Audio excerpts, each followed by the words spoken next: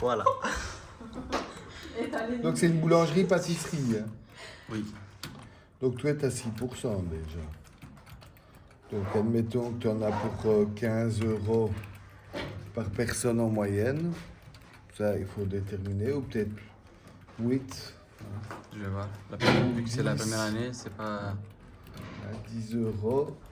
Bon, alors là, les quantités de clients, ben ça, il faudra voir. Le nombre de jours d'ouverture par mois. Donc ça, c'est ton chiffre d'affaires. Alors si tu fais ton pain, les matières premières, c'est 6%. Et ça représente, j'aurais tendance à dire, 10%. Donc pour 1 euro que tu vends, ça te coûte 10 centimes. Tu vois ce que je veux dire? Parce que dans le pain, oui, on va dire fois 90%. Fois 10%. Parce que ça représente 10% que tu fais une marge du moment. Donc voilà.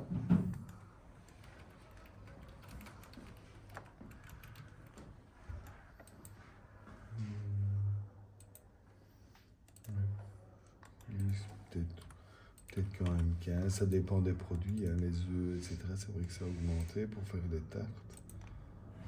Donc ça à voir. Alors les loyers, donc ça c'est à 6%. Loyer, il n'y a pas de TVA. Hein, par exemple, je sais pas moi, tu loues tes propriétaires. Je vais le louer. Donc je sais pas moi, 2500 euros par mois. Moi, je fais quoi? Tu vois, il faut. Très bon, il faudra 350 euros. Ben, frais bâtiment, même chose, 0%. Électricité eau, 21%. Ben, l'électricité dans une boulangerie, oui, on a au moins peut-être pour 1000 euros par mois. Assurance, je sais pas moi, 250. Faut dire quelque chose. Les fournitures, peut-être 400. Téléphone, internet, 300.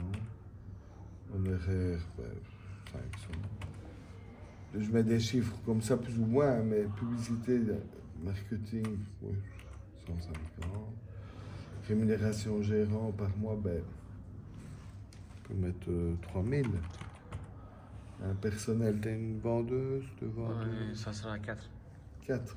Ah, donc c'est quand même une grosse boulangerie alors. Ouais. 4 à quoi? 4 à 2000 par mois. Oui. Donc ça fait 8000.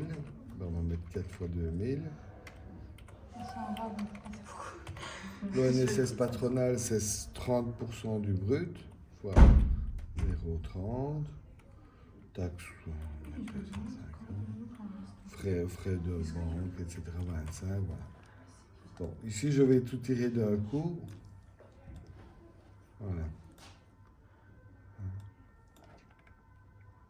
Stock, ben, stock de farine, etc. On va dire que tu fixes les stocks à 3500 euros par mois.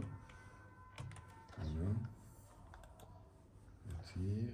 Tu vois, donc ça, c'est le stock que tu as en avant. Mais donc, tout ça pour dire que alors tes investissements, donc tu loues, donc tu n'as pas de construction, mais tes installations, tu en as peut-être pour 75 000 euros de four et compagnie, que tu amortis sur 10 ans, où tu as eu 21% de TVA, du mobilier matériel, allez, on va dire 30 000 euros, hein, que tu amortis sur 10 ans aussi, 21%. Tu n'as pas de délai d'encaissement pour les produits. Bon, ben, on va voir ce que ça donne. Tu vois, alors les résultats, ben, oui. Ici, alors, attends, ici, cherche financière. On va mettre, oui, que tu fais un crédit à la banque pour acheter tes installations, plus ton mobilier, mais que tu es financé à 80%. Donc, je prends 80% des investissements. 0,8. Voilà, que tu fais un crédit à du 4% maintenant sur 10 ans.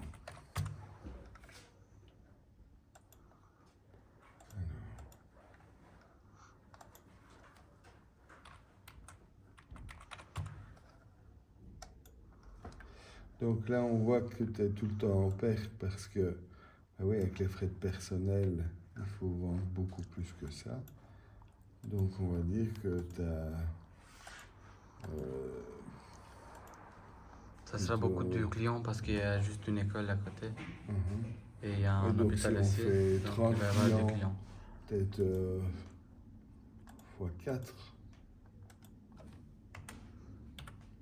Puisqu'il y a 4 vendeurs. Bon.